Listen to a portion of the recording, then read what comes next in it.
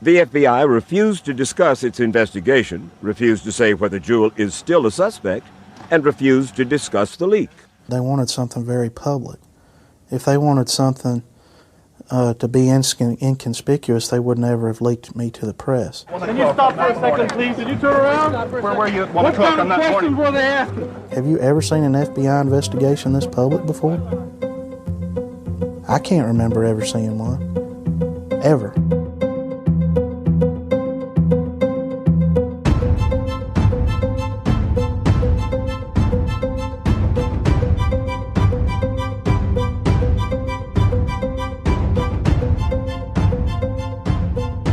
I think the cat was out the bag from last week's episode by the way we portrayed the story. Richard Jewell was a suspect, yes, but he did not plant the bomb. Oddly enough, he was just another victim of the aftermath of the Centennial bombing. And when I mention victim, I am referring to a victim of the doings of the FBI and the doings of the media portrayal of Richard Jewell. For the media, it was too sexy to resist. The hero turns suspect. When the Atlanta Journal broke the story, it set off an avalanche of attention. However, in retrospect, by July 30th, which was the day the first story naming Jewell as the suspect was published, law enforcement investigators were already coming to the conclusion that one of their own suspicions about Jewell was unfounded. The investigators had all but ruled out that Jewell had placed the 911 call before the bombing. They knew the time of the call, and they also knew Jewell's whereabouts just before the explosion. Nonetheless, the FBI spent weeks on one erroneous early theory, that Jewell was an enraged homosexual cop hater who had been aided in the bombing by his lover. If we're going to go on with this theory, Jewell had purposely planted the bomb. The lover made the 911 call, warning that it would go off in the Centennial Park. And the rationale behind this idea was Jewell was mad at the cops and wanted to kill other cops. Well, I see what's going on here. It's very apparent that all this is all just an attempt to paint him in a specific light or a certain type of light, especially going on the homosexual route. They want to make him seem like he's, again, just like just enraged.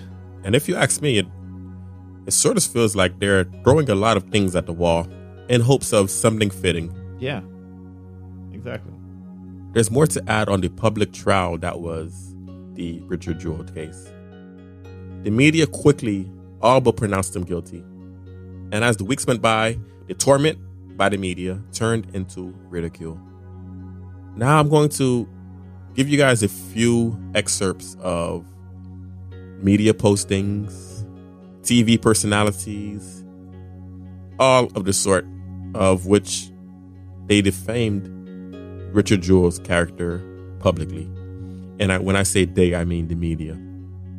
Starting with the New York Post, they called Jewell, quote, a village Rambo and a, quote, fat, failed former sheriff's deputy.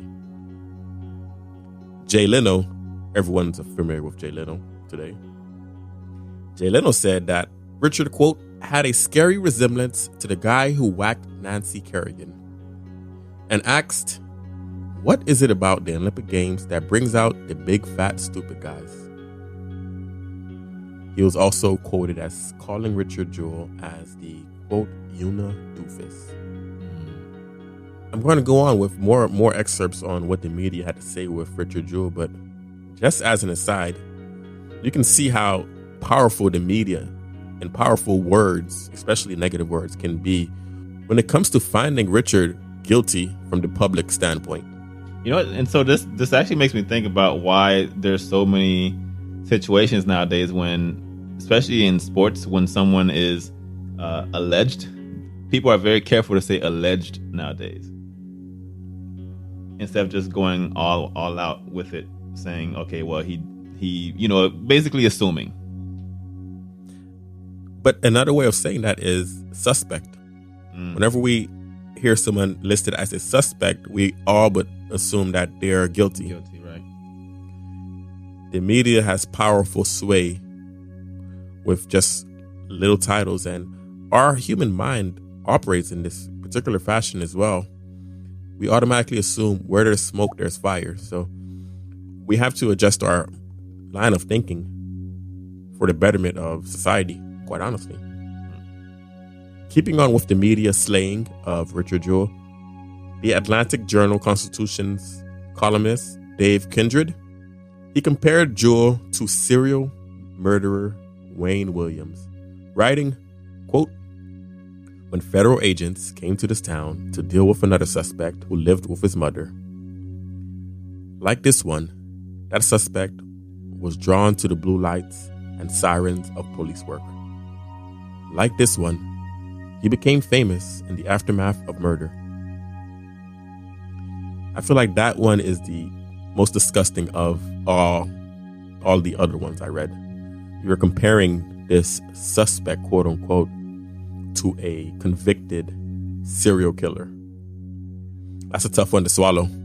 Right, and that kind of goes back to what you just mentioned about hearing that keyword suspect.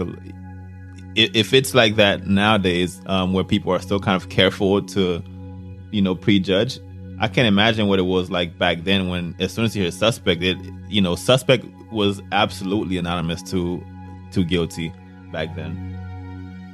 And today. One more from a famous person. NBC's Tom Brokaw told viewers, quote, "The speculation is that the FBI is close to making the case in their own language. They probably have enough to arrest him right now. Probably enough to prosecute him. But you always want to have enough to convict him as well. There are still some holes in this case." Unquote. He isn't getting this out of thin air. With media, they have sources within the department, the criminal department, whether it be local police, FBI. For the most part, if I'm not mistaken, they have leads. And when the story with the Atlantic Journal-Constitution came out, Kathy Shrugs, the person that published it, she is notorious for having a lot of police sources within the industry. And she got from a number of sources that the police and the FBI were looking at Richard Jewell as one of its principal suspects. The media is being fed this information. And we'll talk towards the end, the responsibility a lot of these parties have. As we can see, the tone of the journalist, many of them, I don't want to lump them all in one, but the tone of many of the journalists was accusatory and predetermined in the sense of being guilty. And I don't want to be too redundant, which has a grave impact on the public proceedings. I definitely concur on that one. So now that we talked about the media side of things and how the media had a great impact on the case, let's go back to what's going on the next day. So we were talking about July 30th. Now we're on to August 1st. On August 1st, the FBI spent most of the day combing through Jewell's mother's apartment in hopes to find some evidence for the case of the bombing. I'm not even sure what they would be looking for as evidence. Besides fragments, I guess, bombing fragments or, something. Well, that's a great catch. They did have some piece of fence, and they believed it was from the fence around Centennial Park. I'm not too sure on that. But yes, they are trying to get some more insight into who he is. Does he collect any weapons? Does he have any? And we're going to see some things that come up in a little bit. But another reason they came, and they came by the dozen. Another reason they came, they wanted to take his DNA. So they took his fingerprint and they took hair samples from him. Also, they sat him down on the sofa and had him say into the phone, "There is a bomb in Centennial Park. You have 30 minutes, unquote. And you remember, this was the phrase that was given by the 911 caller on the night of the bombing. So they they had him repeat it 12 times just to do some voice analysis. And if I remember correctly, you said he has a very Southern accent, and there was no indication that the caller had a Southern accent, so maybe they didn't really make anything there. Right. That was founded after the fact by Jewell's lawyer, that it was not a discernible accent. It was a white male figure that came across the line, but no discernible accent. Obviously, accents can be faked. He probably can fake a natural sounding voice, natural American sounding voice, not a non-Southern voice. So that's not we can't pronounce him innocent or guilty on that case. So after doing their public display search, mind you, at the time of this search, when they took the fingerprints and hair analysis and voice analysis, he had to remain outside while they did the search on his house, confiscated majority of things in the home to bring it back to the department. They had him sitting in the front porch where hundreds, I would assume, of media were just taking pictures. And it was a bad image on him because he's looking guilty while dozens and dozens of FBI agents are in his house. I believe it was around 40 are in his house confiscating everything. He's outside there. I'm pretty sure if we go back to the paper printings of 1996, they're printing those images of him sitting in front of his porch. Wow. And that's not a good look for him. So the next morning, his lawyer, Watson Bryant, received a copy of the FBI's inventory, and there was a list of confiscated items. On the list, he saw that there was one hollowed out hand grenade, ball shaped, and one hollowed out hand grenade, pine cone shaped. Well, that's not good. Not good at all. If you're Richard Jewell, if you're the FBI, lend some evidence to your theory. Right. He's at least knowledgeable of bombs if he has these particular items in his home. Yeah, and it's literally playing right into their narrative. Yes. And I haven't seen anything on this when I did the research, but I'm pretty sure they put this out to the public so the journalists can print this out and say, look, guys, he had this and this at his home. Mm-hmm. So more ammunition to the fact that he may be guilty from the public standpoint. Oh, definitely. Most definitely. Just basically adding gasoline to the fire that was already started. Weeks passed by and he hasn't been arrested. So now there's some more clarity to the situation. If they're confiscating all of these items and finding these things to not be in Jewell's favor, why hasn't he been arrested? So that sparked a debate in the journalistic community. The debate was, had everyone overreacted? Had the FBI used them to put pressure on their main suspect in the hope of breaking him into a confession? Should they have more vigorously challenged the FBI to produce evidence before trumpeting Jewell's name and his past?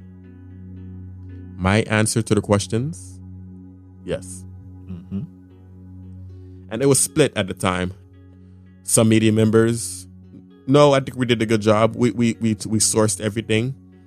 And other media members with more clarity said, I think we had more responsibility. We should have done better on behalf of Richard Jewell because he may be innocent. After weeks of being vilified through the media, Richard Jewell and his staff of attorneys decided to go on the offense and mount a strong counterattack against the government. The idea? They wanted to prepare Richard with his own polygraph test, just by chance if the FBI arrested him. Also, Bobby Jewell, Richard Jewell's mother, would do a press conference during the Democratic convention and make a direct plea to Bill Clinton. Mr. President, please clear my son's name. The attorney's strategy worked. Attorney General Janet Reno saw Bobby Jewell on TV and was moved by her sincerity. Privately, she was also concerned about the heavy-handed tactics by the FBI. She was not alone. I'm going to introduce someone else by the name of Kent Alexander in a little bit. But you can see that the government was not really unanimous. Some said, okay, well, this is what we have to do to get our suspect. While others like Reno and Kent Alexander, they didn't really believe what the FBI was doing was right. Because what if Richard Jewell was innocent? And he was, right? Mm-hmm. So that was for the first part of their strategy. The first part was to get Bobby Jewell, the mom, to do a press conference.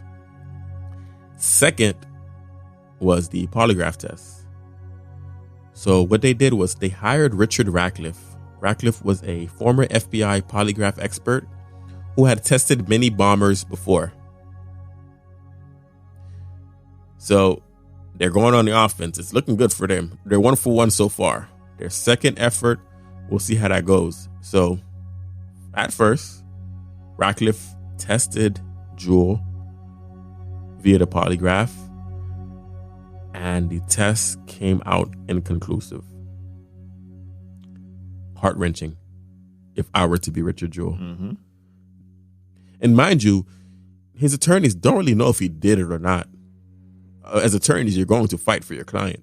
And even his friend, Watson Bryant, before he even took the case, he shut Richard Jewell in the room and said, listen, if I'm going to work with you, you have to tell me right now you didn't do this. That's the only way I'll work with you. And Richard promised him that he didn't do it. But if we're going to current time with the story, as the first test comes back inconclusive, your heart is pounding. The whole room. At this very moment, miles away, at the U.S. Attorney's office, Kent Alexander, who is the U.S. Attorney for the Northern District of Georgia, he was apprehensive towards how the FBI, I mentioned him a little earlier, he was a little apprehensive about how the FBI was moving, and he knew they had to do something with Richard Jewell and Richard Jewell's case. Move it forward. Either clear his name or move forward with the investigation, because it seemed to be at a standstill. At this point, he was also working closely with the FBI, and he knew that there was no sign that the Bureau was going to let go. Listen, big officials like the FBI, CIA, big egos. They don't want to lose. Yep, exactly. Big egos. They're not losing to a pedestrian. If they say, you know, if they put something, especially now that it was put out into the public, you don't want to retract that, saying, "Oh, well, we made a mistake." Right. You look like a fool if you do that. Right. Exactly. And you're the FBI. You don't. It's supposed to be a pretty big deal when the FBI gets involved. So therefore, it's expected that, it's mistake free. Or so we assume. Exactly. Right. So Kent Alexander, kudos to him for being proactive. Most likely, if he wasn't involved with this case, it would have maybe ended up different. So what did Kent Alexander do? He contacted Richard Jewell's attorneys, and he told them, look, guys, we're not really in range of arresting Richard Jewell, but we had to come to a compromise. Let's bring in Richard, have him take our own polygraph test, and from there, maybe we can have him no longer be a suspect. What we're doing right now is not working. In the background, as they were talking to Kent Alexander, Ratcliffe, the expert polygraph tester, had tested Jewell again. And this time, Richard passed with no deception, which is the highest rating. The room is going to rejoice, if you can imagine that. Oh, yeah, I bet. They call us in to take a polygraph test. We passed the polygraph test with the highest rating. Oh, we're clear. So what did they do? They agreed to the interview, of course. Who's they? You mean Richard's team, Richard Jewell's team? Richard and his staff of attorneys agreed to the interview. But if you're Richard Jewell, you sort of have a disbelief that this all will be over. This 88 days of turmoil is going to be over. Yeah, and those 88 days probably seem like eternity. He probably grew a mistrust with government and the media. So why am I to believe that they're going to all of a sudden say, you know what, you're not a suspect anymore. You're free to go. If I was in that case, I probably wouldn't believe it as well. No, 100%. So as they drove to the offices of the FBI, Jewell was thinking, what if this meeting was a trick? For him, it was difficult to believe that the Bureau was really ending its 2-month-long investigation into his life. As we mentioned before, this up and let go and admit fault. Well, I may be getting carried away by saying admit their fault, but yeah, so what we're seeing here is the paranoia that has grown on Richard Jewell since this whole thing started. Understandably so. If you're watching the media, and I got to give you some insight into how he was throughout this whole situation. He couldn't even leave his house without having a convoy of FBI agents following his every movement. He grew so paranoid that he would be watching, let's say he would be watching a TV show or a documentary on a serial killer. He grew so paranoid that he's thinking, what if the media outside is listening in? Yeah, they're probably going to be thinking, this sick guy is. I knew I was right. Mm-hmm. So he was just paranoid.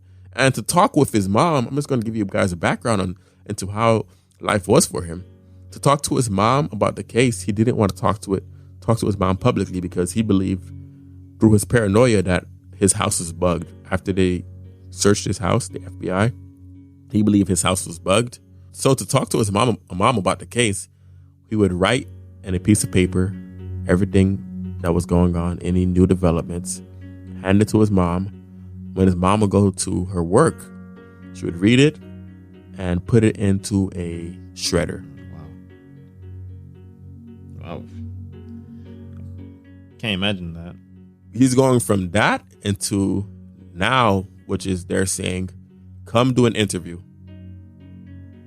Am I to believe this interview is going to be fair game? Am I to believe if I oblige, everything is going to be lifted?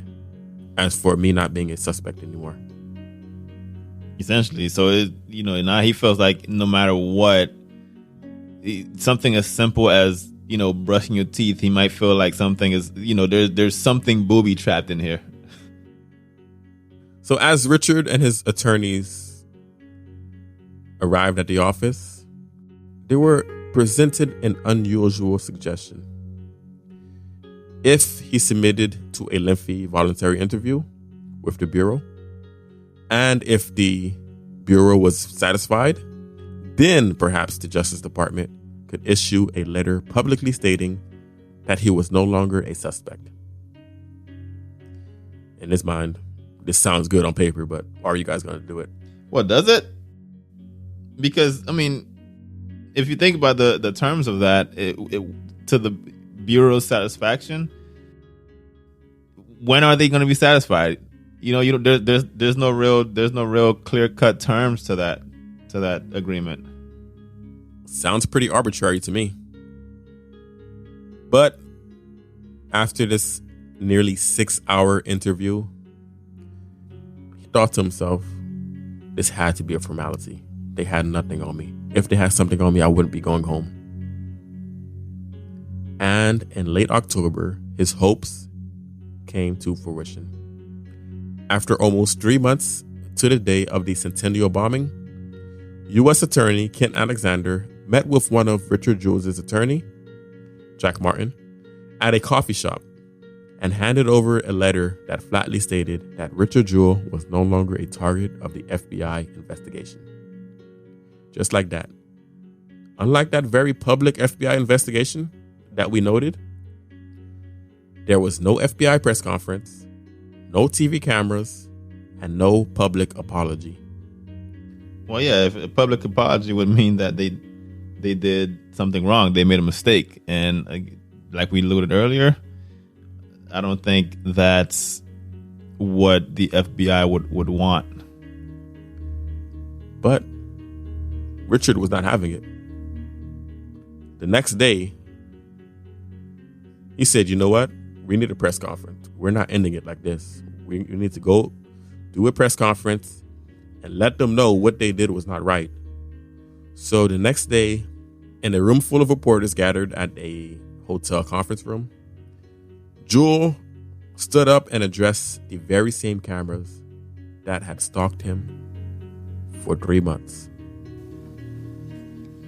In its rush to show the world how quickly it could get its man, the FBI trampled on my rights as a citizen.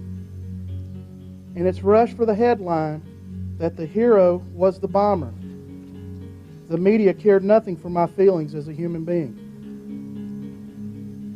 In their mad rush to fulfill their own personal agendas, the FBI and the media almost destroyed me and my mother.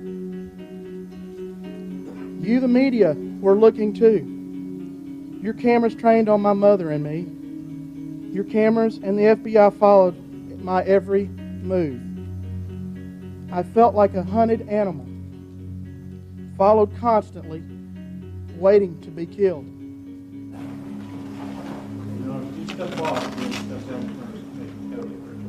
And he closed it with, I am an innocent man. Well, you know what? Good for him for doing that, because something like that, especially when it gets blown to the amount of attention that it received, that doesn't just go away.